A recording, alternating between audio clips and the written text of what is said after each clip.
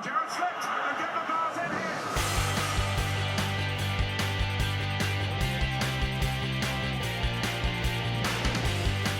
Rodriguez again. It's a stunning volley.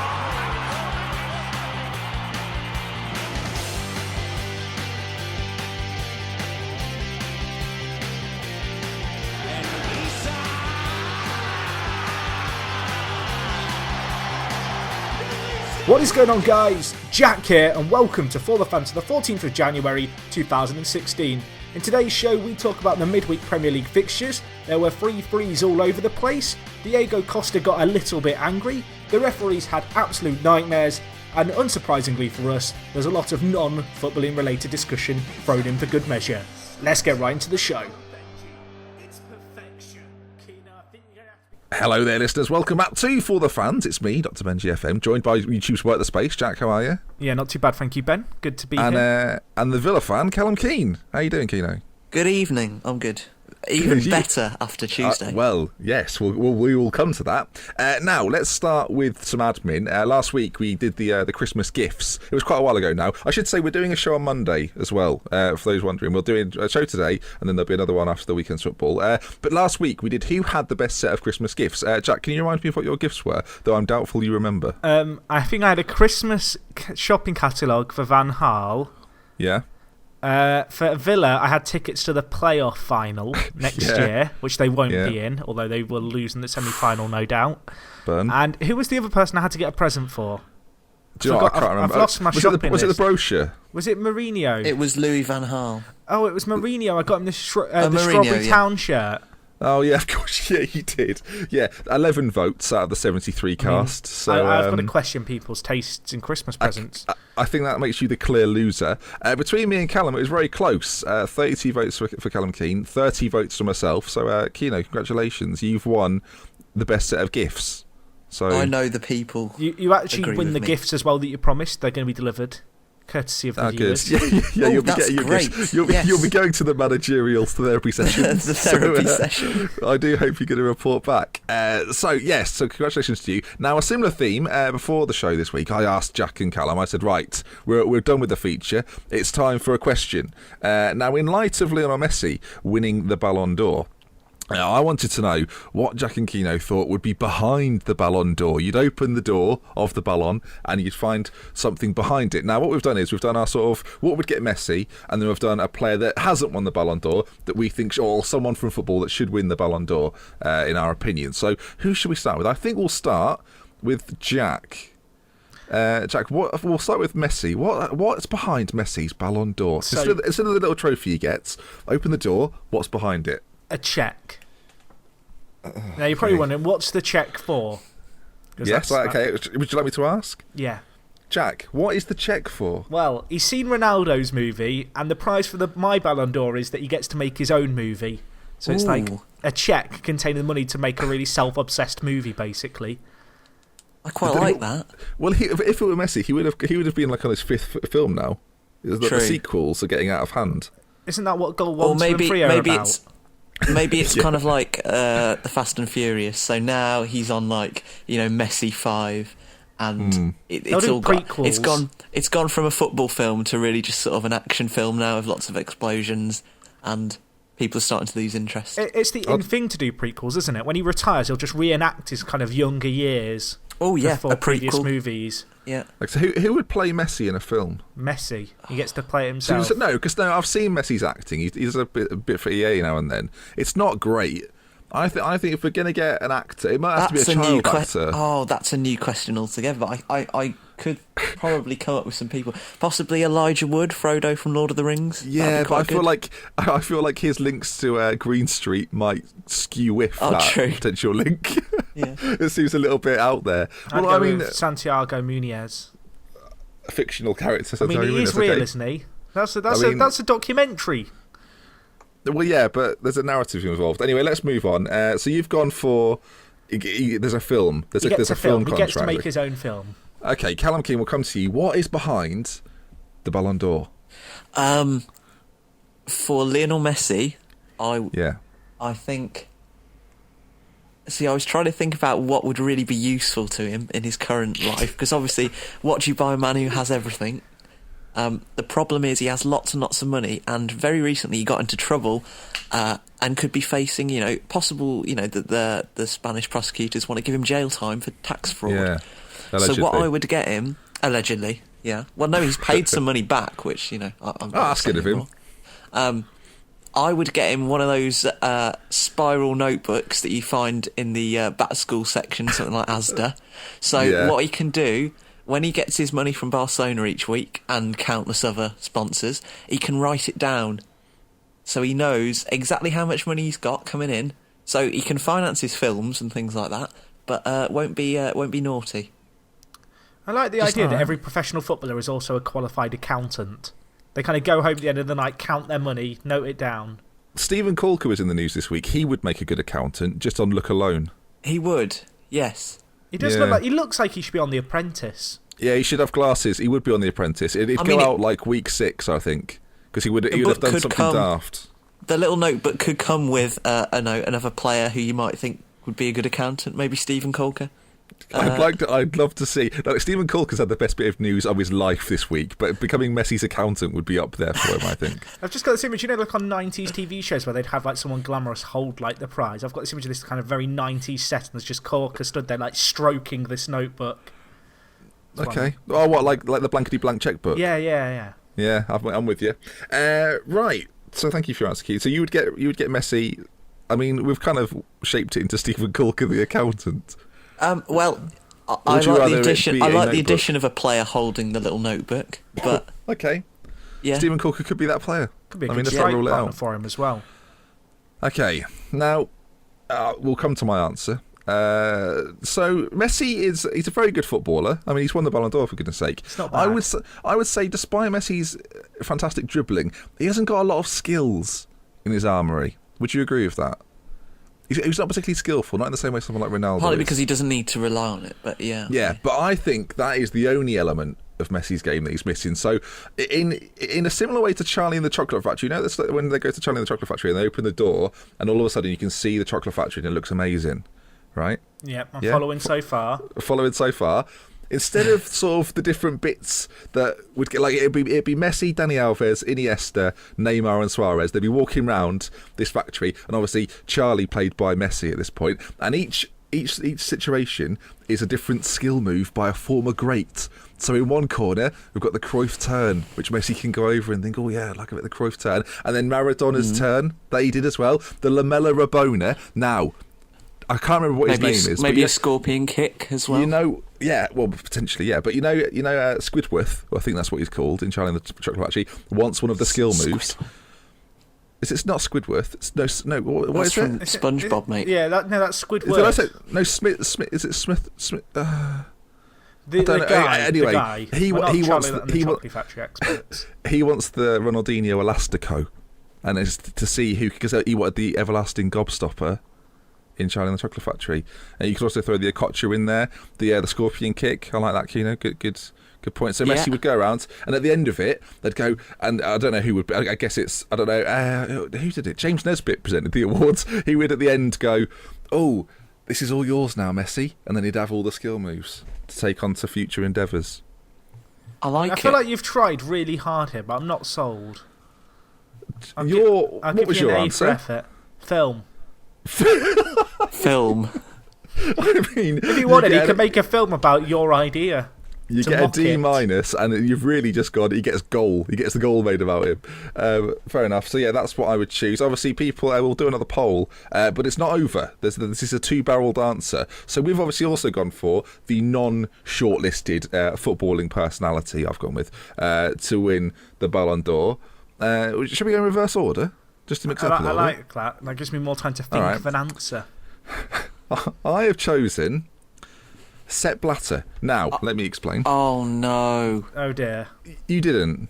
You didn't go for that as well? Go on. Yes, I did. Did you? Yeah. You went for Sepp as well. I said to Kino pre-recording, I think it's highly unlikely you've gone for this man. That's why I said, is it a manager? I wanted to see if it was someone involved in football. Well, I thought you had a manager, you see. So I was like, oh. Anyway, Sepp Blatter, a man that was fearful for his life, in many ways, fearful of the FBI. He's gone through all this. He's still going to appeal it. I mean, he's relentless to the point where a man will stick by his principles so much so that even when it's indefensible, Joseph Blatter will do whatever it takes. And it would have been great to watch him go up, I think, get his award. And I don't know, I'd like to think it would be in the scenario that he presents it to himself. I'd have quite liked that. So with one arm, he sort of hands it out. Well, didn't that happen? That's how he funded his own film. He awarded it to himself. What are you in films? Have you been watching films recently? He must have been. Mate, I have binged on Netflix a lot. So yeah, I would say Sepp Blatter. Keno, I feel like you've got a similar, if not the same, answer. Well, my idea behind giving the Ballon d'Or to either Sepp Blatter or Michel Platini is that they have taken everything from football as much as they possibly could. Everyone just wants them to piss off, allegedly. Yeah. Other FIFA executives are available. And just to get them to piss off, I'll give him the Ballon d'Or and just say, look, Sepp, you've got the trophy, you've got the pinnacle of the footballing world in your hands, now just go away. You don't need any more from us. That was my idea behind giving him that. But the thing is, though, I can imagine in years to come there'll be shortlist made of previous Ballon d'Or winners, and one year it'll just be like a 78-year-old Sepp Blatter, which I quite like in many respects. Or Platini. I mean, Platini's just as bad, isn't he? I mean, it won't be the worst thing that he's done to football, will it? Speaking of FIFA presidents, there's a FIFA president that they're going to do a sort of live chatter.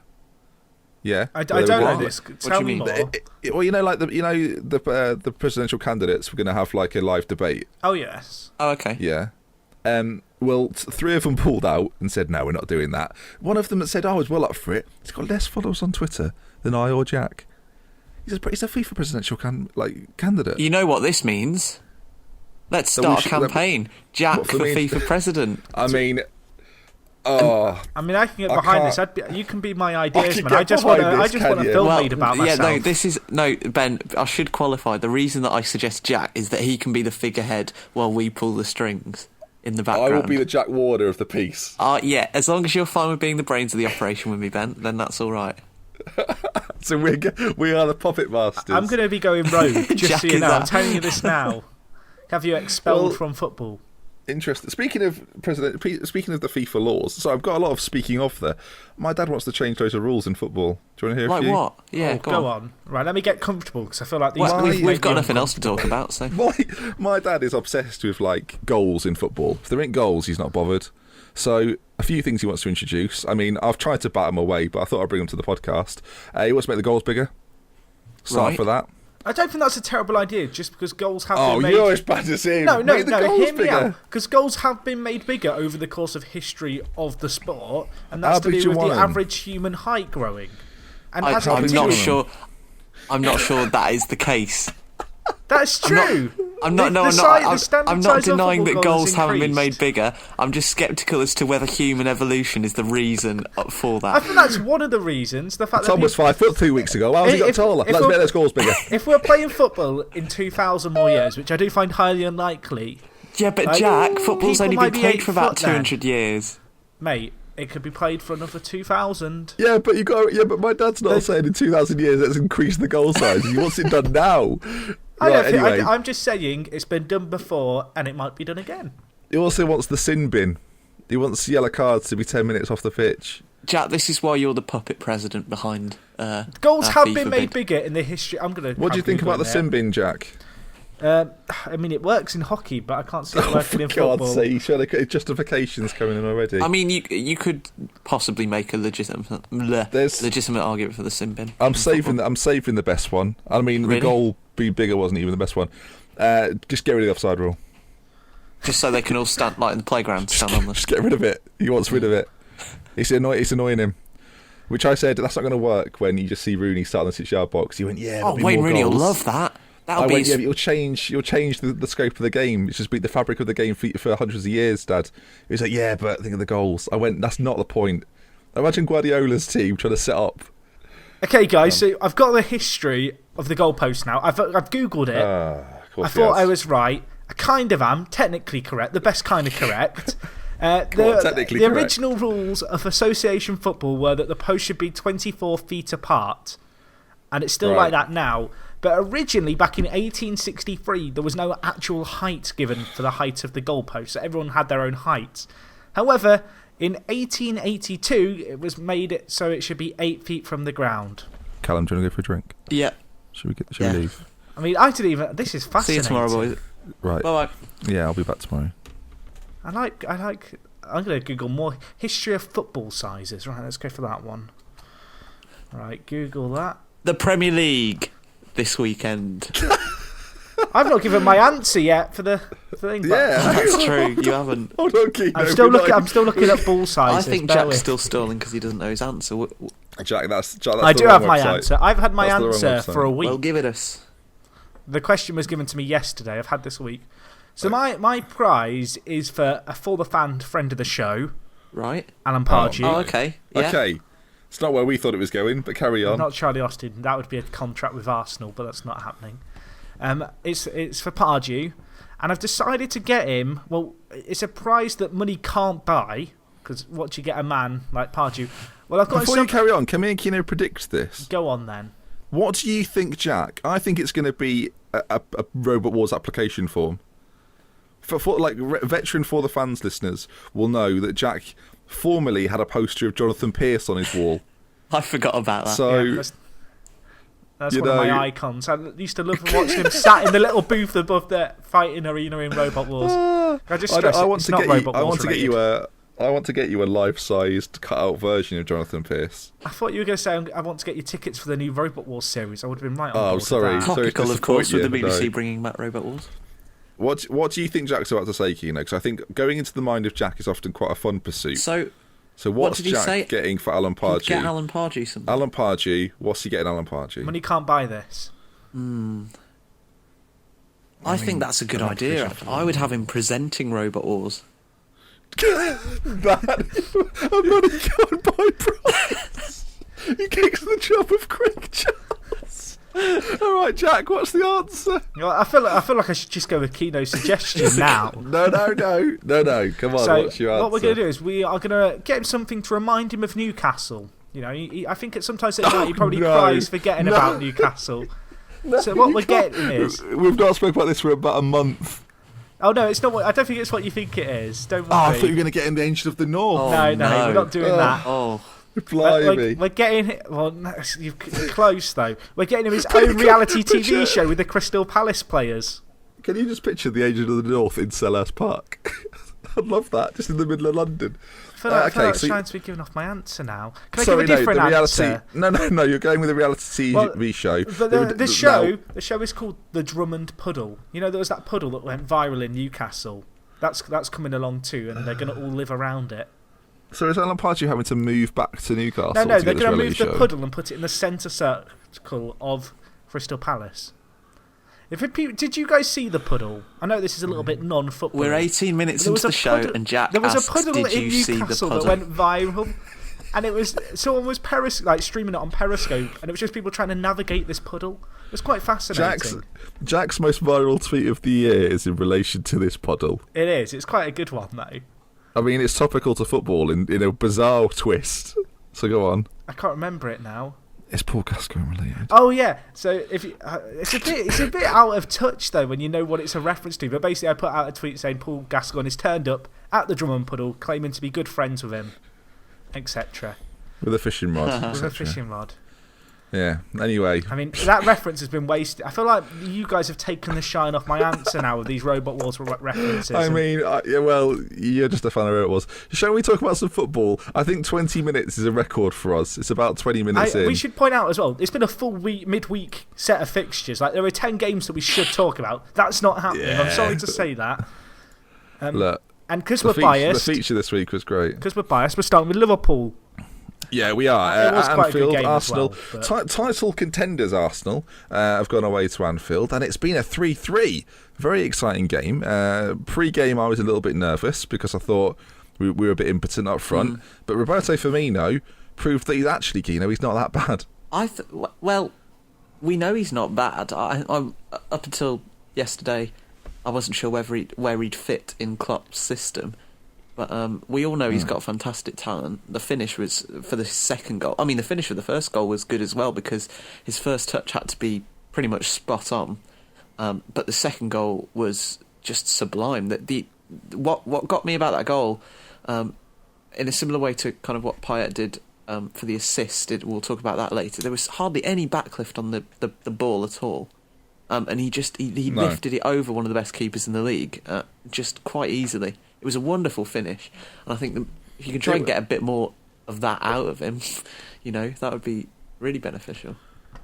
Yeah, he's a long way off being Luis Suarez, but both goals were Suarez-esque. Definitely. I saw that on Twitter a few times, but they're both similar to Suarez. And he's not a dissimilar player. I mean, his work ethic is not anywhere close. His ability to beat a man isn't the same. His ability, full stop. No, not his ability, full stop, because his technique is very similar to Suarez's. Definitely, yeah. It's just without the hustle and bustle of what makes Luis Suarez. Jack, I mean, we're Liverpool fans, but I want to talk about Arsenal. Do you see them as, based on that game alone, which I think is probably a little bit unfair, but do you think it was a title-winning team that we saw yesterday? No. I mean, I said they'd finish outside the top 4, didn't I, last week? So I have to say no. I've been backed into a corner here, I feel. We shouldn't have done that, really, because we've sewn ourselves up for the rest of the year. We have. I mean, I've said Spurs are going to win the league, and they lost to Leicester. My Rooney prediction is... carry on. I mean, I look at them, and it was a good performance today, but in all honesty, the fact they've conceded 3 to Liverpool would concern me as an Arsenal fan, just given the fact that Liverpool have just been so blunt and struggled with goals. I don't know if that's maybe showing a little bit of Arsenal weakness. I don't know if that's a little bit of the pressure cooker of kind of Anfield and the fact it was built up as the big game. I think that's a little bit unfair considering one of those 3 was, as we've just said, a spectacular goal that very few keepers would have saved. Look, they let Joe Allen score in the 90th minute. I was about to say what I would say is the defending for Allen's goal at the end was particularly bad, right at the end of the game. I think that's the sort of thing that Arsenal fans are all too familiar to as well. They've seen that little situation where they look. To be honest, I thought for large portions of the game they looked like they weren't going to lose it, and then in that last 20 minutes, you just felt like, I don't know about you watching it, Jack, but I just felt like we'd score. I didn't know how it was going to happen. I saw Kulka come on and I was sold on the idea of a goal. I love the fact he came on and played up front. Get Steven Kulka in, defensive issues, stick him up front. Klopp just doesn't know where Kulka plays. He just assumes he's a striker. Yeah, I'd like that. Is there a name that sounds like Kulka that he could be playing? No, I can't think of one off the top of my head. We'll leave that because I don't think we're ever going to get one. I want to. Can I berate some Liverpool players? Can I berate one first? I mean, it might be the same one, so go ahead. Lallana. I mean, he's on my list. Yeah. Is he? Oh, excellent. I don't know what to make of Lallana. I don't know where he fits into Liverpool. Is he a wide man? Is he a centre attacking mid? I don't think he knows what his best position is, if I'm honest. I think for Southampton, you saw him play out wide a lot. We don't often play with width for Liverpool, and in this game we started with Lallana and but he just... I don't know. He just didn't have... He's like Ozil in terms of he doesn't seem to get back and defend that much. The difference is he's not as good as Ozil. So you're just kind of carrying around a player who doesn't actually kind of make a game-changing difference in the final third. Also, Liverpool play an entirely different style under Klopp to Arsenal. And a player like him, I'm not sure where he goes. You could maybe make a case for him playing down the middle behind the striker, but he seems to have been played out wide by his last 3 managers and Roy Hodgson for England. So if you try and play him out there, I'm not sure where he sort of fits into the team. I mean, I'm not denying he's not a good player, but I just think he doesn't look like he cares all that much a lot of the time, and I just want him to give it more. There's times where he'll get a goal out of nothing. I kind of want to refute that. I don't think it's that he doesn't care. I just don't think he's good enough to fit in a Liverpool team that Jurgen Klopp wants to play with. And I think it's very difficult for Lallana because you kind of talk about it. He's essentially got a position identity crisis. He doesn't actually know where his best position is. He's been moved all over the place. At some points for Liverpool, he's played central midfield next to someone else. He's played as a false 9. He's played out on the left, out on the right, in behind the striker. Well, the thing is, I think actually Lallana's best attributes come if you can bring him on when you're winning a game. Now, the problem for that is Liverpool are very rarely, in this season especially, leading comfortably. So Adam Lallana can't do his best work at that point. I think Adam Lallana's the kind of guy you bring on to kind of kill a game in the same way that Brendan Rodgers used to bring Joe Allen on. It'd keep the ball, his ball retention was fantastic, and it would be death by football for 20 minutes. So that was sort of evident when Liverpool used to blow teams out of the water, and that's something they did to Arsenal. Now this game is very different because Liverpool's goals sort of came out of nothing, as did Arsenal's, and it was a battle in the midfield that I don't think Liverpool really... It was strange because I don't necessarily think we won it, but I don't think we lost it. I thought Can. It was odd. Is it Emre? Is it Can or is it Chan? No one seems to know. I say Shan. Emre Shan. Yeah, Shan. We'll go. It sounds German, doesn't it? So we'll go with it. But I saw him getting quite a lot of flack from fans. But when you consider the role he was actually having to do against that Arsenal team, like one of the best midfields in the league, if not the best as well. Because he's kind of. He's anchoring for Henderson, who had a pretty good game by Henderson's standards, especially coming back from injury. I thought Milner was a bit... Well, Milner just... Milner had a similar game to Lallana just further back. I just don't like Milner. I'm sorry, I just don't like him. I don't necessarily think he's a bad footballer. I just don't get why Liverpool brought him in, put him on the highest wages in the club. Is that true? And then he's on like 160 grand. Yeah. Is he really? He's essentially taken a large chunk of Gerrard's contract. I had no clue that was the case. And it's just you're not getting that from him. No, I find it hard. He's not very endearing. Like when he was playing for City, I wanted to like him because he showed some tenacity and showed some legs, and he played in a lot of positions and kind of had to work for his spot. And I kind of feel like at Liverpool because he almost feels like, oh, I'm going to play because I'm playing for Liverpool. There's just times where you don't see any tenacity about him. And he just seems to lack quality a lot of the time when it comes to his passing as well. I think there was one game where he had below 70% pass completion. I think it was something like 63%. Yeah, like we mentioned Joe Allen's ball retention. Emre Can's is a little bit non-existent. I actually don't think Can should have been the holding player. We had Lucas on the bench. I mean, he might not be that suited to playing against Mesut Ozil because of the athleticism of that job, because Ozil's movement is fantastic. But to play Shan in there just didn't seem to make sense. And on retrospect, Milner had quite a poor game, so you play Shan and Henderson in front of Lucas. I think that they stick him out to dry a little bit. Do you think... Go on, Keenan. Going forward, you could play with a midfield three of Lucas, Henderson, and Chan. How do you think that would? Well, no, because I don't think Lucas is good enough, and I like Lucas, but I don't think week by week Lucas puts in the consistent performance you want from a defensive midfielder in the same way you'd have it from players like Schneiderlin at Southampton, when he was week in week out arguably their best player, understated, but did the job very very well. And I think Liverpool need a player like that, and we've not had that. I mean, how many times have we said this over the years? We've not had that since Mascherano or Alonso were there. Because it strikes me that players like Chan and Henderson would be released a lot more by that player. Yeah. It might have been a fitness thing because Klopp does seem to like Klopp does seem to like Lucas. Every time after games, that Lucas always seems to be sort of like he's enjoyed the match under Klopp's instruction. Yeah. So it's a funny. I don't know. Maybe he wasn't fit enough to play. I feel like one of the reasons Lucas is still at Liverpool is because there is a void in the squad that he kind of fulfills as being this alternative, more defensive midfielder who can also quite handily, I guess, at the moment play centre back. I feel like if Liverpool were to have brought in a really good holding midfielder who's like, Premier League standard, in the last few years, Lucas probably still wouldn't be at the club. I think that's one position where we should have strengthened this summer, and for whatever reason, Rodgers didn't do it. And I actually think that's part of the reason he got sacked, because that's one position where I thought it was glaringly obvious. If we weren't going to replace Lucas, we needed to get someone in to challenge him, and we failed to do it. He has been unchallenged in that position for quite a few years now, as well. Yeah, and Lucas isn't reliable enough to play every game. He gets suspended a lot of the time by picking up 5 yellows. He doesn't get sent off, but he gets 5 yellows quite often, and then he's obviously had his injury problems. Briefly, it was a great game. Yeah. It's never a boring game, is it, Liverpool v Arsenal? No, it was a fantastic game to watch. I do want to talk about one player on the pitch, actually, I kind of want to talk about two, because I want to talk about Giroud, but I don't think Jordan Ibe is actually very good. And it hurts me because I think, and I was tweeting about this over the course of the game, that 2 years ago there genuinely wasn't actually that much to pick between Sterling and Jordan Ibe. Now, as I mentioned to you boys, I went to see Norwich play Manchester City in the FA Cup. Norwich weren't very good, but one thing I picked up from Sterling is he looks like very much so an accomplished winger. He works the line. A lot of the time he actually spends offside, just causing a problem. Now, of course, he plays for Manchester City, different side, but it shouldn't be forgotten that Sterling played for Liverpool this time last season. I actually agree with that, because I think that one of the things about Sterling joining City is that he's sort of turned into like a top-tier kind of player just by being around the Silvers and Agueros and stuff. I think it's obvious they've had a big impact. Sterling looks so good.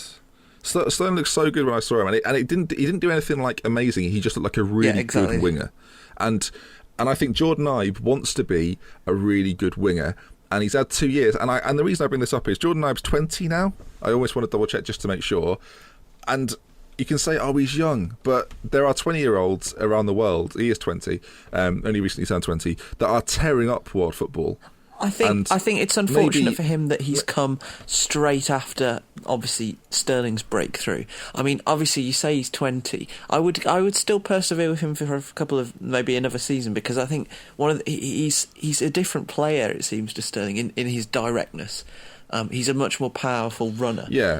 And like you say, although he is, of a certain age where you might be expecting him to do a little bit more, players develop at different rates, and I think he's shown enough to deserve at least another year in Klopp's team. I feel like for Ibe, one of the problems is he had that. Was it at Derby? He was at Derby, and he played really well there in the Championship, and he got recalled, and he got a little bit of game time, and by a little bit, he played 12 league appearances. I don't know how many of that was like. I don't know how many of those were starts, but he was actually getting forward. And I think a lot of that was confidence. He was a young player, he'd been tearing up in the Championship, he'd been recalled, he had a little bit of self-belief. And I think one of the issues that has perhaps hurt him this year is he's seen Sterling leaving this summer, and I almost think he sits there and goes, right, well, there's a spot there for me to take. And then he sees Markovic go out on loan, and he sat there thinking to himself, well, I've not been loaned out this summer, I'm going to have a chance here. And he's not been given a chance, and I think it's unfortunate, really. I think it's a sign of where he's at, the fact that when we have had injuries in the final third Liverpool, he hasn't been kind of, the player always getting the nod and being thrown in as the alternative. He's never been second choice to anyone. At the moment, he kind of sits in the squad and he is the fringe of all fringe wingers.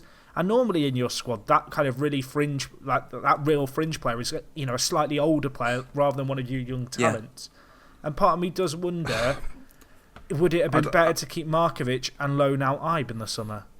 Liverpool have played 21 games this year and he's featured in 17. Now, again, he's not started all those games, but he started a percentage. I was going to say that. It does seem like he has had I think there's championship wingers that can do his job, and that's what's frustrating. I know he's 20, I know he's still learning, but I mean, we can't get, like, as a Liverpool fan, I get a little bit tired of that. You give youth a chance as long as they can prove themselves. I guess, and I'm not sure that Jordan Ibe is proving himself quick enough to be considered a first team regular. You're going to loan out Markovic, who's playing at Benfica fairly regularly. Well, yeah, it's crazy. And a player playing in a top European league, but then you're going to keep Ibe in the squad and play him 17 games. It's a good point. I think Ibe would benefit so much from playing in the Championship for a few more years. And the risk is he might turn into another Tom Ince. He might turn into one of these Championship wingers who has chances in the Premier League and doesn't make it count.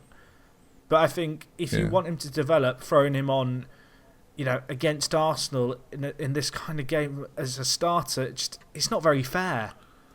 No, but and then this kind of leads to our wider point that pre-game I thought a front three of Lallana, Ibe and Firmino would struggle against what's been a relatively good Arsenal back line. I mean, apart from the Southampton sort of anomaly. It's been very good, actually. Yeah. Just quickly on Giroud, it was a great goal. He should have scored another one. Well, I thought when you were doing your Charlie in the Chocolate Factory, he was going to be the one doing the Cruyff turn lessons. Not quite. He had a miss. I mean, the miss is bad. The miss is hilariously bad. It's quite bad.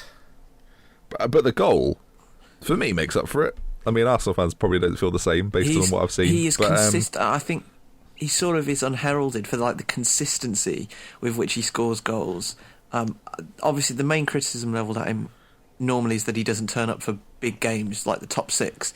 He did last night. I know whether he class Liverpool as a top six team is a moot point. Top four, mate. Top four. He really showed up last night. His second goal was second goal was fantastic. And he does consistently perform, and he's been doing it for quite a few seasons now, consistently getting 15, 20 goals a year. He hasn't, though. I need to stop you there. In the last 4 years, he's scored 16 and 14, and they've been the highest two totals, which I think that's not bad. A guy playing lone I think for a player playing lone striker at Arsenal, you should be aiming for at least 20. You look at players who have scored as many of him over the last few years. Paul Lambert scored more than him. Paul Lambert? No, he didn't. Ricky Lambert. Paul Lambert did. scored more than him. I think Grant Holt scored more than him in the year when he played for Norwich. Yeah, but obviously those two were one-offs. And my point about Giroud is that while he doesn't hit the heights I just think okay, you've got Austin and Ings who also scored more than him last year. My point is the fact that these players. No, you're making a different point to Kino though. Kino's talking about the consistency of he's getting about 15 goals a season. Generally speaking, he's on course to get 20 this season if he carries on the way he is. But I feel like saying he's consistent. If he's consistent, I don't want to say Giroud's average, but I think if you're saying he's consistently getting 20 goals a season, which is actually what Kino said, he's got 15 to 20, which he's not got more than 16. I think if you're getting 15 goals a season consistently as a mid-table Premier League team, fantastic. When you're playing for Arsenal as their real kind of lone main striker, you need to be getting 20 with the players behind you and the chances you're going to get. I agree with that point, but the thing is, at Arsenal, the number 9 is never the star man. They are never the players that are like, if you look at the striking options they have this season, it's Walcott and Giroud, that's it. And that's bit. Can I preface that? With since Henry and I was about to say. Okay, arguably Van Persie. Yeah, though, so arguably I agree with since that. Van Persie's left, the striker hasn't. They could basically play a false 9. They could play strikerless and still be very successful because the amount of quality that Wenger has consistently signed to the midfield has meant that like a player like Giroud doesn't need to carry the side in the same way that arguably someone like Kane does for Spurs. His contribution of 15 goals a season average is good enough, and he consistently weighs in with those and has done for 4 years. I mean, if Ings had Alexis Sanchez behind him or Charlie Austin and Alexis Sanchez behind him, he probably wouldn't be scoring as many goals. That's my point. In a weird way. But then it's a strange, he'd probably be getting as many chances, I think, because there'd be more creative force. You've got to consider the amount of chances Giroud gets. I read some stat, and it was an article about the fact that Ozil was being underrated by a lot of fans, and it was probably at the end of last year. And there was a stat, and I honestly can't pull the stat out. I could pull a stat out of the air and it'd be completely wrong, but it was to do with the amount of times that Giroud has had a chance from an Ozil pass, and the conversion percentage was just ludicrously low. I'm not saying Giroud's a bad player. I just think when you look at past Arsenal strikers particularly, and then you look at Giroud over the last 4 years, you should be getting 20 goals for Arsenal. At least one in 4 years. And I think to say, Arsenal are still doing... I think it's worth noting he's not always been fit. Last season he wasn't fit. He got 14 and 27 last year. It's not bad. I mean, it's not bad, but it's not. I mean, I'd say one in every 2 games is okay if you're a mid-table player. But I just think at Arsenal, 1 in 2. Arsenal are unknown for having very good strikers. The fact of the matter is that Arsenal have not set the Premier League alight in the last few years. They've always finished 4th. But they've never had that kind of year where you've really thought they could win the title. And this might be their year. I'm not sure that's the fault it could be of their Giroud, year though. Is because Giroud is playing well, and because of the amount of goals he's already got this year. I think if Arsenal why do you think Arsenal fans have been crying out for a world-class striker for so many years? Why do you think every summer they get linked with Benzema? Well, I would say because they can't figure out. I don't think they actually know what their own problem is. And I think part of it is the fact that Giroud isn't a title-winning striker, and I think that's one of the reasons why Arsenal might not win the league this year unless Giroud can hit 20 to 25 goals. If you look historic, I mean, I don't want to turn this into an Arsenal debate podcast, but if you look at the sort of historical kind of collapses that have occurred from Arsenal in the beginning and sometimes at the end of the season, it's not been due to a lack of attacking quality and scoring goals. It's been due to defensive mistakes, not being able to control midfields against the top 4 sides. They have always invested in a lot of attacking quality. I'm not sure that their forwards are the reason that they've not been winning the league. Personally, I don't. Van Persie scored 30 one season for Arsenal. They didn't win the exactly. league. He was and obviously he was an anomaly. and at that point, during when Van Persie was on form, obviously not for long because he was so injury prone. He was practically carrying the team, and he kind of did that at United as well. Like Van Persie in the sort of from about 2011 to end of 2013 was just a kind of anomalous player.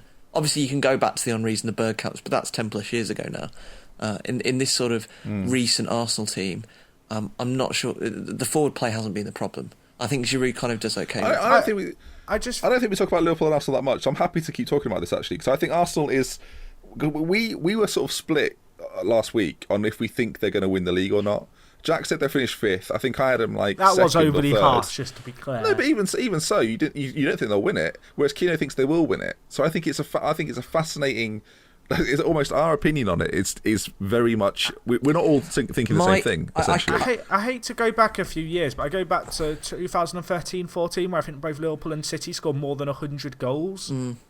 Arsenal didn't get more than 70 that year. But that was a crazy season.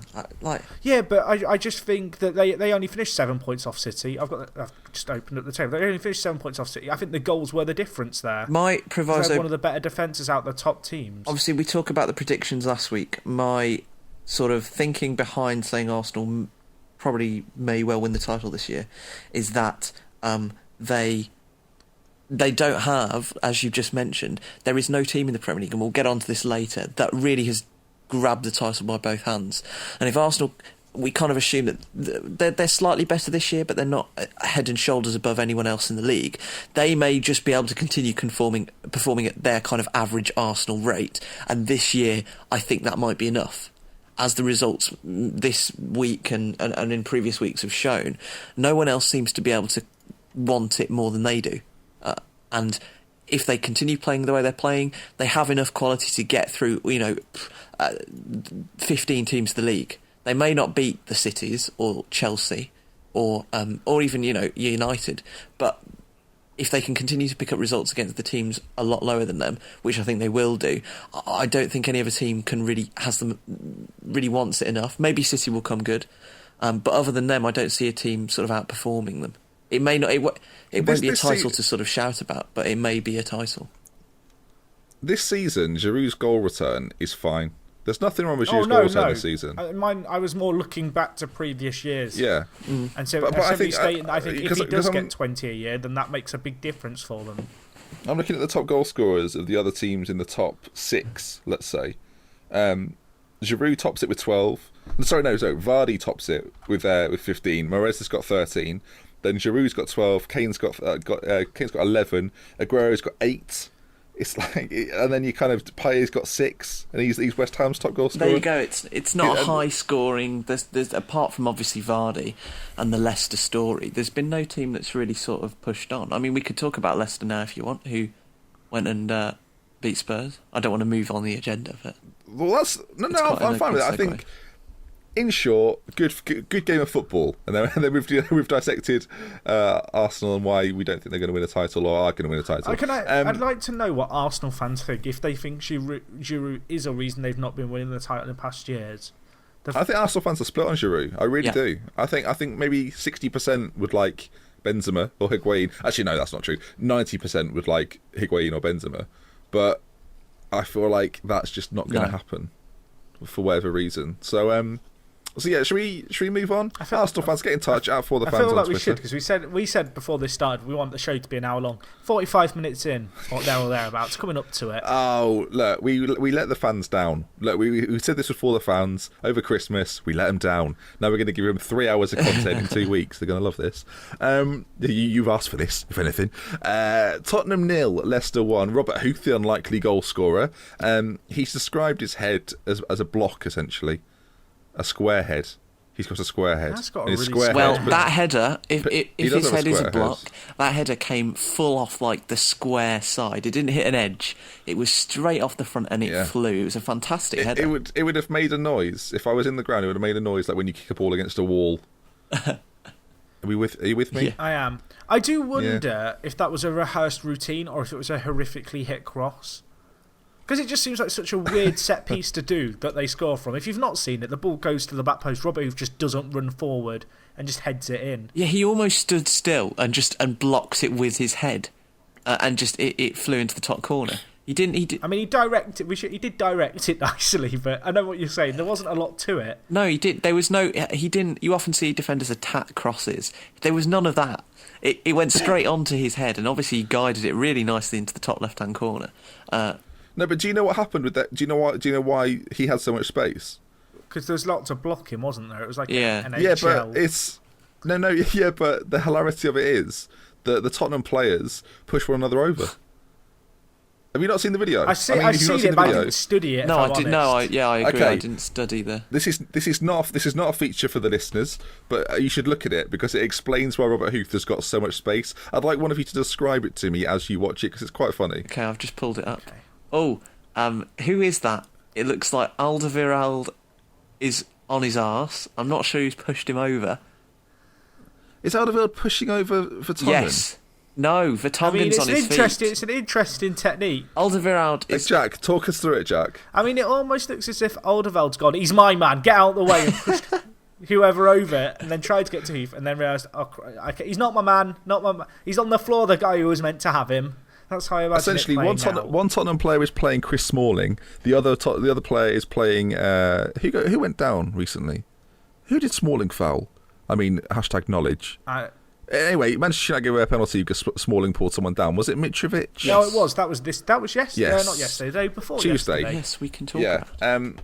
It's similar to that, I would say. But a fantastic... That we talk about Leicester wins this season. There's been some great ones. It's a great win, that is. That, to me, is a fantastic win because we've raved about... Keno especially, as I always say every week now, but Tottenham have been in fine form. And to go away to Tottenham and nab a 1-0... Any team would be happy with that, especially Leicester. I have a fantastic stat for Liverpool, which I didn't get to put in. Can I put it in now? I mean, the moment's completely past, but it's that good of a stat, I have to put it in, I'm afraid. Kolo Touré played 10 games for Liverpool this year. They've not lost a single one he's played in. Difference maker. His attempt to stop the Giroud shot. Go back to the Liverpool game now. I'm sorry, listeners. Right, sorry, it was an exciting game. Well, this is your fault. He dives ahead. Leicester, well done. Shall we move on to another match? I mean, we're a shambles.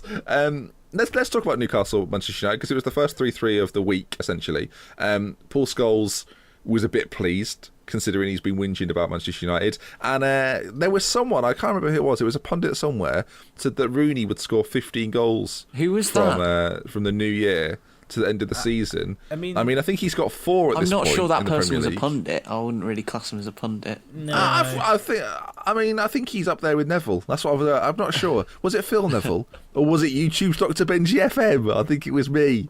There you are, boys. And I backed him so much that guess who my fantasy football captain was this week? Thank you very much. Thank you, Wayne, for each of the 32. Yeah, Rooney's back, people, and he's going to guide us to Euro glory debate. Well, I went to put a bet on the sports personality of the year this year. Decided not to. Saw Rooney at 50-1. It was tempting. That's one of the wittier things you've ever said. I've enjoyed that. I mean, sorry to interrupt it, but it's just like such a shock that you come up with something so funny. Carry on. So I was looking at Rooney 50-1, and I thought, should I? I didn't. Shall we do a prediction for who we think will get it? Who will get sports personality at the end of the year? I'm going to check the odds. It's such a stupid thing to bet on at this time of the year. Murray will be up there, because he always is. I'd say Dele Alli was at 150-1. That was also tempting. I mean, if you win the Euro... That was one of the ones that stood out. He cries. If you don't know the sports personality of the year, I feel like we need to explain the sports personality of the year, because people just won't get it if they're not from England. But essentially, the BBC, it's fairly self-explanatory. Broadcasting Centre... They basically, it's a bit of a popularity contest, isn't it? Really, it's like they've looked at the X Factor. Can I just say right now, Rooney is 18-1, with some 20. But so the odds have got. But there's something we're not taking into account here, Mr. Peachman, and that thing is it's Olympic year, and I think. Oh no! Okay, discard any hope of anyone. Jessica Ennis, Andy. If England win the Euros, it doesn't matter what you do. Andy Murray, Katrina Johnson-Thompson, and then it's like Hamilton, McIlroy, Mo Farah, Anthony Joshua, Chris Froome, Bradley Wiggins. I mean, Rooney ain't got a hope against any of these people. It's based on personality. If Jessica Ennis attends the Olympics, she will get sports personality of the year. She just has to smile, doesn't she? She just has to turn up. Oh, Jessica. Turn up. Run a bit. Wayne Rooney's got more chance of winning Miss World at this point. I'll look at the odds on that. Jessica Ennis has a better chance of winning Euro 2016 than Wayne Rooney does. To be fair, she's more capable. She does loads of events. What would Jessica Ennis have to do to not win sports personality? Can we just discuss the Phil Taylor has better odds than Dele Alli? I'm not happy about that. What are Dele Alli's odds for sports personality? 150-1. He's got the same odds as why has Dele Alli got odds at all? I mean, sorry, Jensen. I don't know why he's even got odds. It's a bit of a weird one. I'm looking through other footballers. There's Theo Walcott at 66 to 1. Wiltshire. Okay, there's a lot of 66 to 1s. Tell you what, if you want to tip, Tom Daly, 50 to 1. Aaron Ramsey's 200 to 1. Aaron Ramsey. I mean, not on what he's been up to recently. Jamie Vardy and Gareth Bale have the same odds of getting spot. I mean, what are Keno's odds as pundit of the year? It only goes up to 10,000. Not on the evidence of this cast. I'll say what do you mean? If you want to say your famous line, Callum, I mean, feel free. No. Okay. I could have a whinge like Paul Scholes did about. Well, come on then, have a whinge about Man United. Van Gaal's got very antsy. Well, no, it's more of a. It's more of a whinge about Paul Scholes because obviously he's been chipping off over the last probably 10 days, 2 weeks or so about United's style of play, and the game, was it on BT Sport? I think it might be, but he in his post-match analysis, for anyone that doesn't know, they drew 3-3. He was like, "Oh, this is much better." I really, he was singing the praises of Van Gaal's new Man United. They only got a point. They got a point away at the fourth bottom. Oh no, actually, they're in the relegation zone now. The third bottom club, and they still got the same as if United had gone there and got a ball 0-0 draw. Paul Scholes is literally my dad. He doesn't want it. Paul Scholes doesn't want it. He doesn't want successful performances. He doesn't want wins. Paul Scholes likes goals. There's a reason he's not gone into coaching. He wants in. He wants in on coaching. He wants in. I mean, he'll be going for FIFA president soon and campaigning for bigger goals. Yeah, only so he can win the award and get a film. I've heard that's the only reason. I'm not sure. Have more followers on Twitter? I'm not sure Paul Scholes, a man of his stature. He'll probably like smaller goals, but he probably wants smaller goals. He was pinpoint accurate during his career, to be fair. What rules would Scholes want?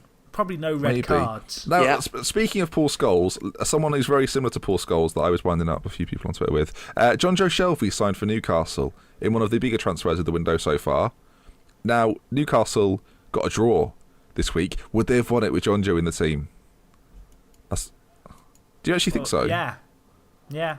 Okay. No, I don't know. It's all hypothetical. I'm going to simulate it in Football Manager and find out. It's quite an interesting one. I think it's more interesting in terms of Swansea because they've just offloaded. I mean, I don't know how. It could be because he's known to have a bit of an attitude, and he may not have been in very high standing in the Swansea dressing room, and they might have thought it was better to get rid of him going into the final half of the season than to keep him. But they've let him go for a lot of money, and he's one of their marquee players, you would say, at the beginning of the year. Liverpool got a bit of money for that as well. So it's quite interesting that. And it's quite interesting that they've decided to let him go now. It's quite rare from one relegation-threatened team to another. I think he's a good signing for Newcastle. Is it 12 million? It was 12 and Liverpool get 3.2 of that 12. Yeah, so am I. I'm delighted with that. Do we think? We could have signed Damari Gray. Oh, wait, no. Do you think he's a case, Leicester now. of John Joe Shelby thinks he's a bit of a big-time Charlie without being a big-time Charlie? I think there's part of that. And there was, a lot of people have said, up until the beginning of this season, where he was kind of said he might have turned himself around a little bit, he famously hired a cook. A lot of people did say that he did. I've not heard. You didn't know about this. You didn't know about this. I've not heard this. Basically, story, obviously, right? one of the reasons for people saying, unless it's Delia Smith, I'm intrigued. One of the reasons that people said, he's turned as a player. He'd kind of been considered, wasn't taking his profession seriously enough. This summer, he had apparently a transformation, and he got his own nutritionist, and he'd hired a cook for his house to prepare his meals for him. And all signs point, and he started the season very well, of course, and it all pointed towards sort of a bit of a reformed character. The fact by January he's leaving suggests that it might not have been as sort of long-lasting as people had hoped. I had no idea that was what would be. I mean, someone should have told Joey Barton this 10 years ago. All he needed was a cook. Yeah, I know. Never. But it doesn't seem to have worked. It's my point. I mean, he's got a cook. He's good to Newcastle. Well, I'll tell you what might work. The fact he's now on the reality TV show. Yeah, he wants to be part of Angel of the North. Is it Angels of the North? I don't know. We haven't really settled on a name. We'll have to sit down with the TV. Yeah, we'll have to see what Pardew thinks now. Thrash out the final you've bagged Pardew for that role. Newcastle are a funny little team. Mitrovic looks like if Mitrovic gets some form and Shelvey plays quite well, you can see him staying up quite comfortably. I feel like. Mitrovic is a funny player. Like people forget that he's very young because he plays in such a physical way. He's only 20, 21, and he does have a lot of potential. I mean, obviously he's got sort of temperament issues, and he does look quite raw in the way he plays. He reminds me of like a house robot in Robot Wars. Oh no! Just looks angry. Anyone comes in his little corner. Tell that no Charlie Austin news this week, so he's got Robot Wars on the brain. Okay. Yeah, so he's had to. I'm just a bit excited that it's coming back. That's all. I'd love to get you live reporting from Robot Wars, sort of doing a Twitter live report. If people want to pay for me to go to Glasgow, I know where it is. That's how seriously I'm taking it. If people want to pay for me to go to Glasgow. Oh, it's quite far from you. It is. It's a long way away from me, but I'm willing to make the trek I would pay for it, Jack, as long as you would go by boat. I'll vlog it. I'll get Jonathan Pearce to commentate me going. He'll be sat in the boat with me. It'll be a dream come true. Would it be a rowing boat, maybe? No, pedalo, like a swan. Picture that. Pedalo. Me and Jonathan Pearce in a pedalo going around wherever the coast. You're listening to this, wherever you're on the bus, if you're at home, if you're just browsing on the computer, just take a brief moment to imagine Jack and Jonathan Pearce in a pedalo. I told you about. Okay, this gets like a joke. I once got a pedalo on the south coast of Portugal, and there was a rip tide, so the tide started going out really quickly, and we got washed a mile out into sea, and the lifeguards had to. No, that was a different time I got stuck on a boat in Portugal. That time we got beached in Portugal. So that's not sorry. Whenever I go to Portugal on holiday, I go in a boat and something. Can I just say, sorry, my mistake, that wasn't the time that you got stranded on a boat. Yeah, it just seems so likely. Okay, that time what happened was there was a supermoon, so the moon was really close, the tide was really low, and the boat got beached. This is a weird podcast this week. I don't know. Have we talked about football this week? I can't remember. I mean, a little bit. I mean, the bottom line is I almost ended up in Africa on a pedalo. I got a mile out to sea. I was there. I was about to say, I'm going to say something quite controversial. I'm not going to say what I was going to say. I want to ask the listeners, this is a serious question, listeners. Would you prefer us to have some sort of jovial chitter-chatter like this each week, or would you prefer football analysis? Because I feel like in the last 2 weeks, we're veering off at a rapid rate towards hashtag banter. I don't know. I say banter ironically because I don't really like the word. So, I don't know. I'm going to email Jonathan Pearce about getting a pedalo. Should we talk a little bit about Swansea? Yes, John Joe Shelvey. Yes, so Shelvey left Swansea. Let's tie this in. He's left. The Swansea without him. They've got their new manager, who's actually the caretaker manager. Well, this is the thing. This is the thing about Swansea. It has gone horribly wrong. Like the decision behind sacking Gary Monk just looks more and more stupid by the day, because they've obviously, whoever they wanted to get in has not materialised, so they're stuck with Alan Curtis till the end of the year. I think they've committed now to keeping him. I feel like Shelvey's he's turned to Gomis and gone, this gone off the rails, and Gomis gone, yeah. Right, I'm off. And then Shelvey's gone, I'm off to Newcastle. I've heard about a documentary reality series. I'm off. Oh dear. But Keno, can I ask you a question? Serious question, okay? Genuine serious answer. With Villa in form, do you think you'll finish above Swansea? I mean form is questionable, isn't it? We are 8 points from safety. There are 17 games remaining. Keno believes the safety. The one win, and Keno is now thinking of Europe. I love this. I mean, we can talk on to Villa a second. Should we talk? I want to talk about Swansea Sunderland, because at the start of the year, I said, I think, a statement that if Jermaine Defoe got 15 goals, Sunderland would be safe. He got a hat trick. I mean, one of them was offside. Is he a threat to Rooney's Euro campaign? Mate, possibly. I mean, the thing with this game is Swansea had a sending off, which wasn't a sending off, and the ref was awful this game. And in fact, although we probably won't touch upon all of these games, there were some pretty horrific referee decisions. There was the one in the City game where Sterling should have been. Let's talk about. There should have been a penalty. After, I will say, you were right about the refereeing decisions, but one decision which any referee would have given a red card was Gary O'Neill's challenge at the Britannia Stadium. I saw. It was It was one of my favourite moments of the season. Gary O'Neill. It was absolutely Gary O'Neill playing against Manchester City. I thought he was playing in slow motion. It was quite the sight to see. He's apologised on Twitter though, everyone, so it's fine. I mean, that was the fastest I've seen him move all year, but like sprinting to the touchline to just nail whoever it was in the back. I don't know whoever. Yeah, I can't remember who he fouled. It was Afellay. I think it was Afellay.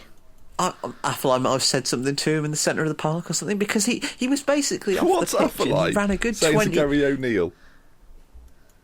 I don't know, but he ran a good 20 yards, and it was right in front of the Stoke bench as well. I did burst out laughing when he did that. As long as Afellay was okay, it was just ridiculous. It was one of the most stupid things I've seen. What I liked is you could see Gary O'Neill mouth saying, "No, it's not nothing to see, no." And I'm thinking, yes. And then you always get the player, you always get the sheepish "I got the ball" sort of gesture.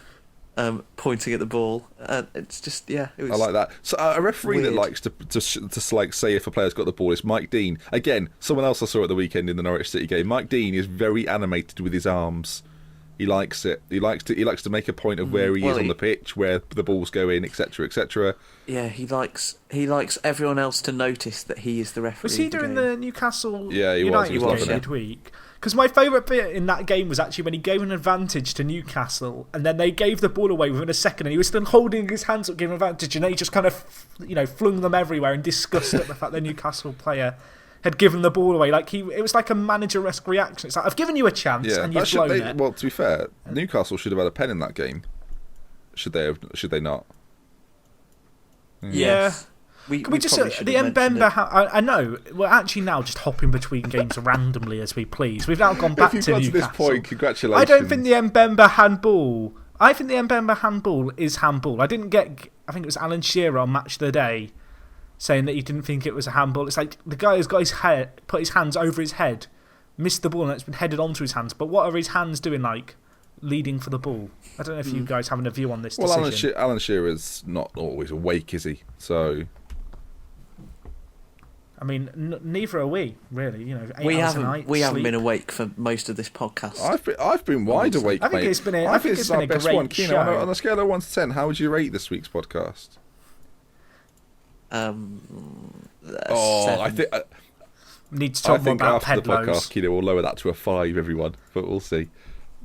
No, I won't. You'll leave a 2-star review on the podcast this week. on iTunes. During the analysis from Kino, Jack and Ben, bit off the rails. We'll figure it out. We'll know who it is. So I do want to go back to Swansea Sunderland. If we can try and get back on the rails that we left 10 minutes ago. We're back in South Wales, are we? Oh, hello. We're basically Sky Sports at this point during Soccer Saturday. We're not actually staying anywhere.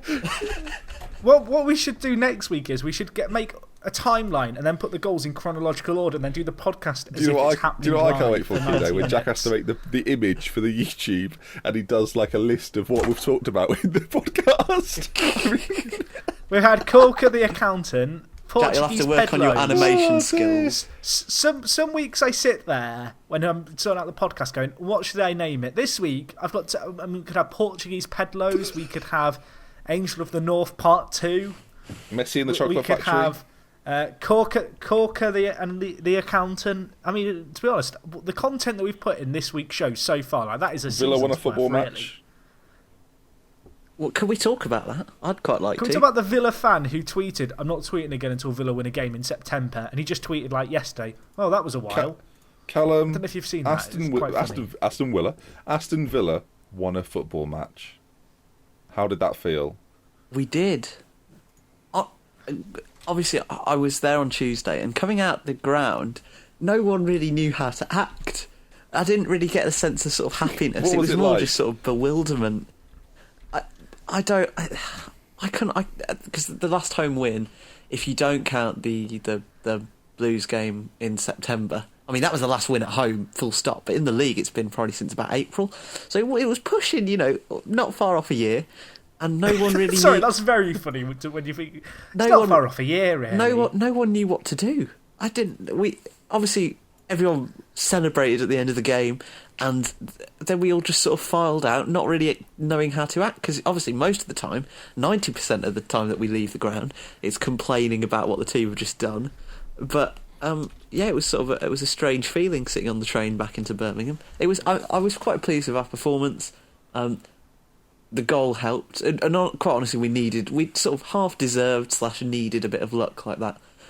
And the thing is now, the Leicester result last night on Wednesday night sort of changed my outlook a little bit, because up until that point, Leicester were winless in 4 and they hadn't scored in 3 games in the league. And I thought, if we could possibly get a result, we're at home against Leicester on the weekend, and then beat Wickham in the replay next week, that's suddenly 3 games unbeaten with possibly a couple of wins. And our entire season has been based around lack of confidence. I'm not not certain that we are technically the worst team in the league, but we have certainly been playing like it in terms of our confidence. And it might just take a couple wins, however we get them, to convince some of the players that they're actually not that bad. I think the difference maker is Traore's injured.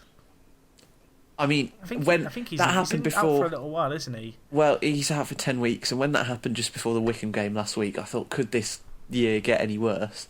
And then the Wickham game happened. Obviously, we haven't really covered. It turns out it could, because they've now won, and now you seem to have fake and false optimism. No, this is Keno from the start of the season. I remember this Keno.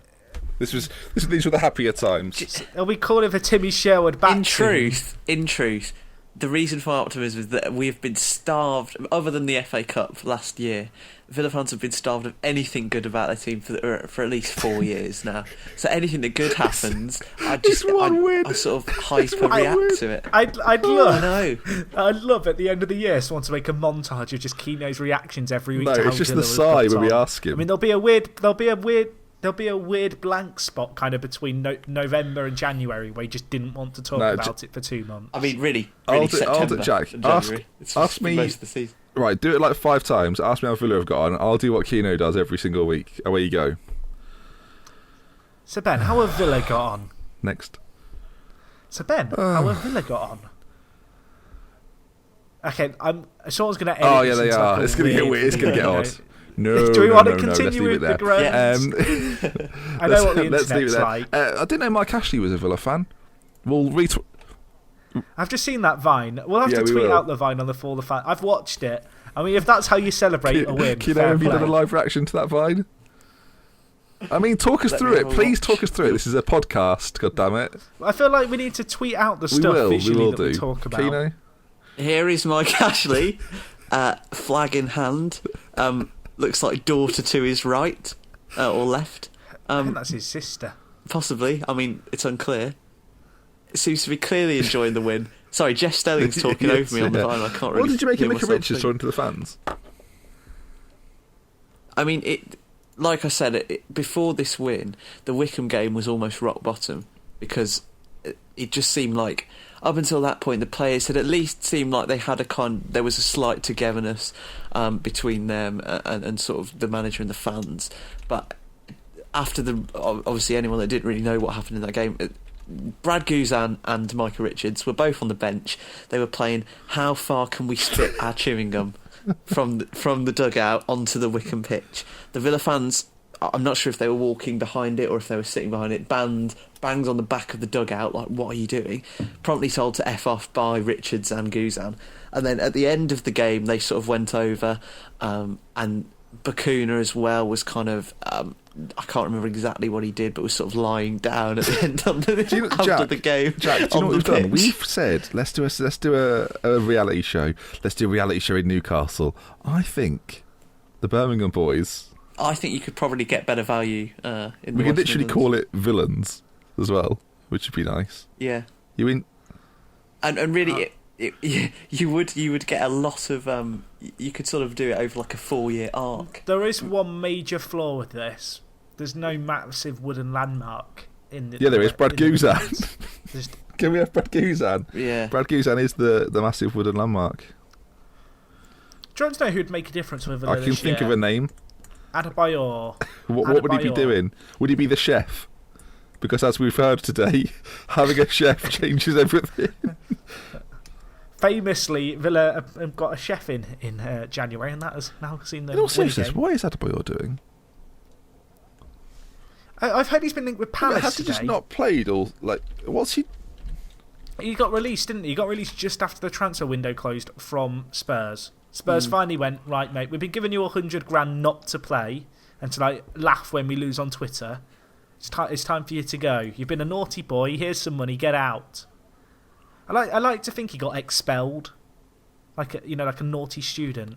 His parents Since got a the letter. 13th of December, Adebayor's done nothing.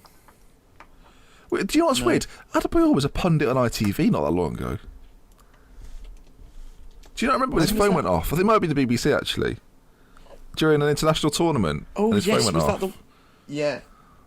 So weird. Hang on, Emmanuel Adebayor is on Twitter. Oh, he's not tweeted since the 13th of December. I'm worried about that was the day he was released. I'm worried about Adebayor. Right. He's just gone. So he hasn't actually been released. They've actually just disposed of him. Hashtag find Adebayor. Where is he? I don't know. Never mind Charlie Austin. Adebayor's out there somewhere. I'm gonna go print off some posters after they say missing and a picture of Adebayor. I'm gonna go to North London and stick them around. I'm desperate to find out what he's up to. I think he is just a free agent, and he might. I bet he's round higher Ed Naps, just reliving the good times. There'll be him and maybe who was the fullback? Asua Koto. Went to QPR. Yeah, you'll be with him having a party. Those two were definitely a pair. Yeah. Oh, hang on. No, hold on. Emmanuel Adebayor shows off his exotic garage. Players are already on pre-season. Does it have a chef in it? This must have been a while ago. This doesn't sound like it's from since December, if I'm honest, mate. Never mind. Should we talk about... We've talked about Sunderland, albeit briefly. I would like to say they won, and I believe they went above the Toon with that win. They did. Is Swansea... Did they get out of the bottom three of that? 17th. I think the bottom three is still the two North Eastern and Swansea. I think Swansea actually... Because we sort of glossed over that game. They're kind of Villa-esque in the crisis of confidence that the team, the manager and the fans are all sort of having. Obviously the owner had it earlier on in the season when he got rid of Monk. I think they are really in trouble, more so than the two North Eastern clubs, because Sunderland obviously have Allardyce and Newcastle have McLaren and a lot of resources as they've shown to sort of back it up. They're all both in a better position than Swansea. Obviously the Villa are sort of there, but Swansea are really in trouble, and it looks. And if you go back to the sort of the Gary, when a Villa fan says you're in trouble, well, I did explicit. I did tweet actually that this is rock. If you go below Villa, it really is rock bottom, and I think Villa could finish above Swansea. Oh dear. Yeah, I'd love that. I love how happy Keno sounds about just being told you might finish 19th. Take it. I'll take that. Yeah. Right. I actually think if Swansea go down, that would actually be bad for Villa. Because I think that Swansea are the kind of team that would just bounce straight back up, get a new manager in. They've got some decent quality there. And they've got enough money that they've not spent silly, that they do have enough money just to reinvest and get in a lot of solid championship players. I do want to talk about Southampton's v Watford. And the reason I want to talk about this is because for a while, Watford have been quite high-flying. But in their last 4 games, they've only got 1 point. And I think given how they were going before the last 4 games... You really would have backed them to get a result here away from home against Southampton. I put this in the running order partly because the stature of this result for Ronald Koeman. Because as silly as it sounds, his position, if it continued, and it may still well do, if Southampton's form had continued in the way it had been over the last 2 months, really, they'd lost 8 of the last 10 before this game. He could well have been the next manager whose head would be on the chopping block. And this win might have done a little bit for him, but he's still not in a good position. And I know last week we kind of talked about a lot of the sort of what we think about Southampton, but this win was pretty big. And obviously Watford, I know you just said that, but they've been in pretty good form.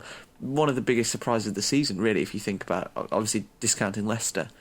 This is a big result for Southampton, and I'm not sure whether it will kind of be the start of a run, but Koeman needs results fast because they've not been playing well. Southampton will be fine this season, but I do think if they carry on having unfortunate results, then they could be dragged in. It seems unlikely, doesn't it? Because they're quite good. They've got some quite good players. That's the thing. It's certainly not the quality of the players. How that atmosphere is in the squad could potentially be the reason. They don't look as though at times they've all played for each other this year. And I'm not sure whether it's really big. Yeah. Yeah, I mean, he's good. He's no Mark Well, Ballon, but Bunny, good. my face lit up when you told me about Bunny. I couldn't believe my luck. All I'll say is, if coincidence, no, it's not. Mark Bun. He's the future. If he starts for the rest of the year, the future is Bun. I would like Mark Bunn to be the feature of... The future is Bun. It'll be episode 1 of Villains, Mark Bunn. Sorry, the future is Bun. The future is Bun sounds like, you know how you used to get those, was it Live Strong, like the rubber armband, like the wristbands? I could have one saying about Bun. I feel like I could get one like... What rhymes with Bun? One. What rhymes with Guzan? Fun. What rhymes with Guzan? Nothing. There you are. Losing. Losing. I mean, you've tried. No, if it's You've losing tried. with the Z, I think we get away with it. Shall we do some questions? Yeah, we were going to talk about the FA Cup. Structure. I think there's been little structure today. It's been questionable. Some would say we've gone off the rails. I don't think we've gone off the rails. I think we've just taken we can diversion. touch on every other club based on the questions. That's what we're going to do. This has been total podcasting. We've just been everywhere. You want a topic covered? We've covered it. We missed West Ham out. Great free kick, Payet, amazing. No, right, Golden FM has asked which free kick was better, Payet's or Valencia's. I probably enjoyed Payet's more, but I did think Valencia's was really nice. Ronaldo-esque a little bit, Valencia's. No.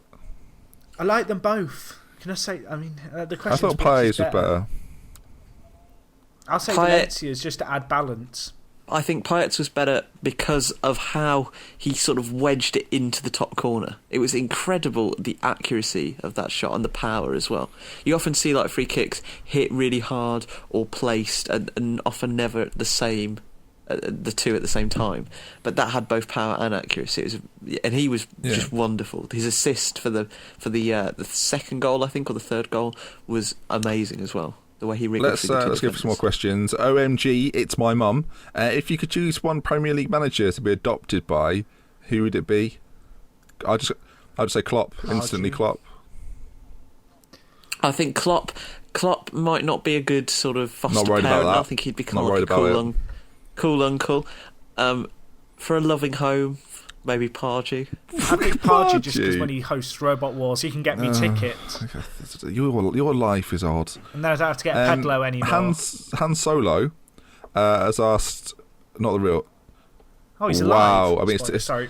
Nah, it's all right. I'm not being funny. It's been a month since the film came out. If you're on the internet, I think it's fair enough. Which club should sign Berahino? I'd say no club should, because I don't think he's proven. I think there'll be a team that takes a punt on him if they don't have to pay 20 million for him or whatever was wanted before. I think in some ways West Brom have blown that because they could have sold him for 25 million to Tottenham in the summer, and he's done nothing since he had his little hissy fit. Now I see 15. I see what you mean, because now he's almost damaged goods. I think Spurs could still come back in for him 15? At a cheaper price, because as a sort of not a replacement, but for backup for Kane, he could be quite useful. He can also play out wide, so he could potentially play with Kane in the same team. That might be the kind of player that they need instead of signing another full on number 9 who would want to compete with Kane straight up. So I could see Spurs coming back in for him. Another question? Yeah, down. Who do we think are the 5 most underrated players in the Premier League or overhyped? Should we just pick one each in terms of... Yeah. Okay, so underrated players. Jack? I was going to say Charlie Austin, but he's not in the Premier League at the moment. I'll go with Okazaki. I think he's been overshadowed by Mahrez and Vardy. He scored a nice goal at the weekend as well. It was a nice little few step-overs. I can't remember who he completely kind of... I think it was Alderweireld or Vertonghen. He totally just sold them the wrong way with a step-over. If you haven't seen that goal, it's beautiful. Keane, have you got a name for me? I obviously just having to think on my feet about this. Pressure. I would say... I was trying to think of something a bit left field. I actually think some of the Norwich midfield, like Johnny Howson's a good player. He scored a lovely goal this weekend. This week, sorry. He does. Yeah, he does chip in with. I'm promise I'm not basing it just on the fact that he scored a good goal. He often does chime in with a good banger. I think that him and Tetty in the middle are quite good. So I would say maybe Howson if I'm trying to sort of mix it up a little bit. The other one I did think of straight away was Tadic. I know he's not been great this year, but it's quite. Can I start a late campaign for Howson? Did I tell you my story about Johnny Howson? I went to hospital 2 weeks ago for a blood test. Johnny Howson was in the foyer. So yeah. Oh, did you ask it? Did you? No, did he you was say on hello? some sort of like sort of Norwich hospital trip thing.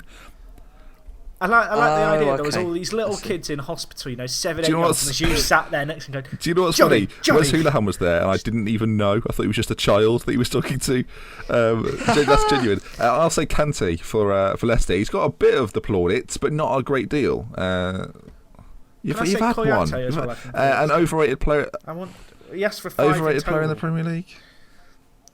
Well, I've not done much to endear myself to Arsenal Here we go. fans this week and bashing Giroud, so I'm going to say Giroud. What overrated? No. By Keno for the last few years. No, that's been overly harsh. Can you come back to me? All right, Keno, have you got a name quickly? In doing so, Jack's just lumped this on me. This is going to be quite controversial. Ross Barkley. That is controversial and a bit weird. But now, okay. let me clarify. Let me clarify by saying I think he's a fantastic player, but at his age, he's had sort of consistency problems. And while I'm not debating his talent, I sometimes think that by the media in particular, they sort of hinder him by overhyping him too much.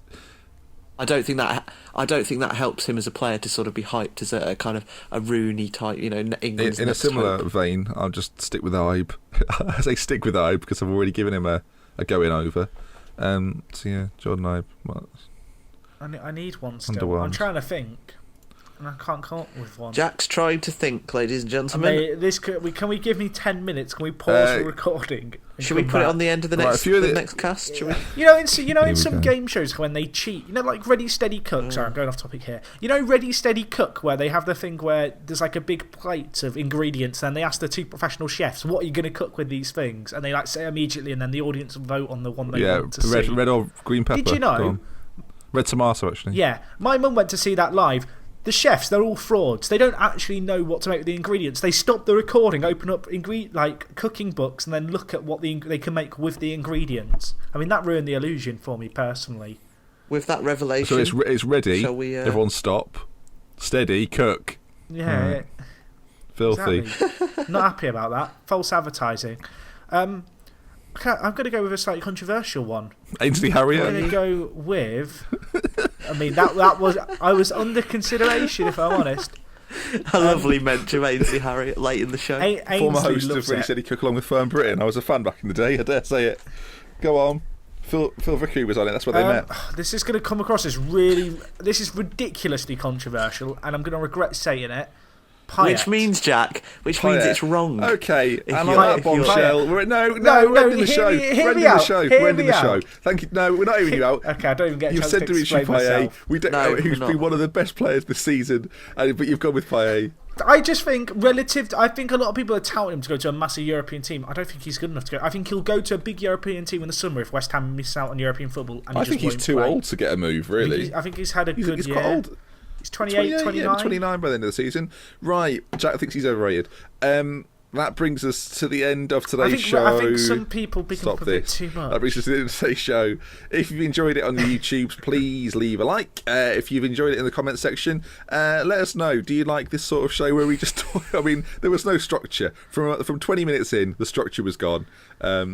Can I give the viewers a question? On Monday we will be back with like a sort of a more conventional weekend roundup. I think it's the fact that it was in the week. I'm all it's over sort the of thrown place. us. I'm not used to recording on a Thursday, so yeah. Viewer question. You've got a pedalo. You can go anywhere in the world with one other person. Who's in your pedalo? Where you going? Let us know on Twitter, on YouTube, or in the iTunes review section. I almost like the idea of people answering that question in the iTunes review, and people are like scrolling through, looking at reviews of the show. Should I watch this podcast? And there's just loads of people like saying where they'd go on holiday. 1 hour, 20 minutes. No way anyone's got to this point. From me, Dr. Bench FM, from Jack Weather Space, and from the Villa fan Callum Keane. We'll see you again, boys. A synchronised goodbye. Goodbye. Never Goodbye. mind. Tried. Wasn't synchronised. That wasn't very synchronised, was it? Oh, there was Right, tiredness in my voice. 3, 2, 1. Oh, sorry, I thought we were doing the Goodbye. classic. Goodbye. See you again soon. We'll see you on Monday. I feel like I'm waving really awkwardly now. You know, like in 90s TV Jack, shows where they it's credits are it's all only rolling. right, Jack, that End you it end now. the show, and there was only one way to end it. And on No. that bombshell, No. it is me, Jack. No. Jack, Kino has stopped his recording. You will end the show how you're supposed to end the show. Think about what we've talked about a lot today. Think about what was in the news today. Think about what you like. Oh, we've had some fun. We've had some football chores. I hope you enjoyed today's show here on Robot Wars. Good night. I've even kissed the finger and done that all properly. I mean, I'm so sorry, everyone. I'm so sorry.